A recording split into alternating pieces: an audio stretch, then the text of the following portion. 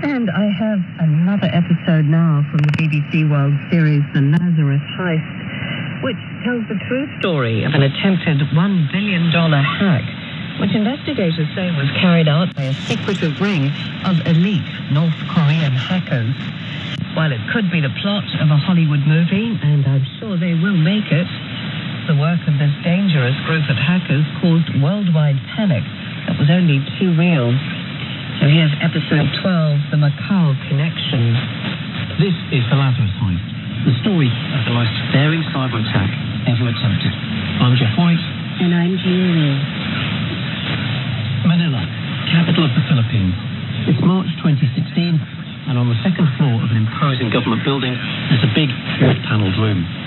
Inside, about 50 people are seated in a square facing off against each other. The atmosphere's tense. News cameras roll, journalists' pens twitch. There's someone constantly puffing about giving everyone bottles of cold water, but that's not helping keep the temperature down. The Philippines Senate is trying to get to the bottom of how $81 million was laundered through the country's banks and casinos. It's a grinding, frustrating process. The committee is grilling everyone, and everyone is passing the buck. The witnesses keep contradicting one another and themselves. Chairman Teosista Kingona is running out of patience. Hearing after hearing after hearing, you have contradicted yourself. And remind you, I think you're facing a lot of problems. I don't think you should add to your problems by giving false testimony. And then a key witness breaks his silence, and he drops a name. Shortwave. Huh? Shortwave. Yeah, it takes a little while to get that name right. So personally, for the record, the family name should be the one that we use. Gao, diba? Gao, opo. G-A-O. Okay. Gao Shuhua, and he also gives another name, Ding Zhe. Ding Sisi. Yung sinasabi ko ni... The man testifying is Kim Wong. We heard about him in a previous episode. He was the Filipino-Chinese casino operator who gave back the $16 million in stolen Bangladesh bank money that he'd ended up with. Charges against him were eventually dropped. But at the committee hearing, he's under pressure to explain how he ended up involved in this whole thing. These two Chinese nationals, Gao and Ding, he says, are the brains behind the laundering of the $81 million stolen from the Bangladesh bank. They're the ones who opened the fake accounts to receive the stolen money. And he says they're the ones who laundered the cash through casinos before disappearing. Thousands of miles away, a financial journalist in the US is listening to the hearing, and it is put up. This is just the lead he's been looking for. The thing that struck me as soon as this hack happened was, okay, how are they going to get the money? So tracking that part of the crime was what really interested me. Alan Katz works for Bloomberg News, where he heads a financial investigations team. For Alan, Kim Wong's testimony leaves as many questions as it does answers.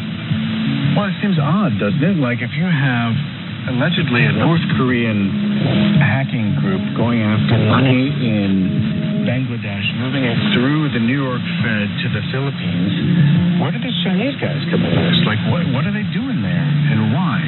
So, together with a colleague, Alan starts to slowly piece together what he can on these men, Gao and Ding. China's got its fair share of officialdom, so they managed to find all sorts of court reports, property records, company documents, birth registrations. They even tracked down their friends and family who agreed to speak to them. Gao was the hard man in this. He was big in the Chinese illegal gambling world. So China does not allow casinos, but he ran illegal casinos in China, and he was known as a wealthy man. So one summer, according to court documents, thugs working for Gao beat up a group of men who they mistook for another gang that had robbed them. The victims turned out to include police, and Gao found himself serving an 18-month prison sentence. Unlike Gao, Ding was also a big wheel in the casino world. And Ding definitely made good money from this. He and his wife. They ended up buying this big mansion, and in fact, they were robbed at one point, and they had more than $600,000 worth of items stolen from their house, and that included 2 Swiss watches, a kilo of gold, but they also had about $25,000 in cash at the house. I don't know about you, but I certainly don't have that kind of money. Running illegal gambling operations was Gao and Ding's main business, according to Katz's research. So they were Used to moving large sums of money on behalf of other people. And that's the point, was moving money for other people, whether it's illegal or not. Gao and Ding were another key part of the Bangladesh bank heist. They knew how to move things without leaving a trace, like cash and themselves. They managed to leave the Philippines with $50 million without leaving any record. So where did they go with the money? It turns out that before the hack, both Gao and Ding were based in the same Chinese city, Macau. It's a city like no other, through which we enter into the dangerous world of organized crime. How does it operate? Who runs this world? And what is the link between Macau and North Korea? Could this be where the heist's money trail leads back to the regime?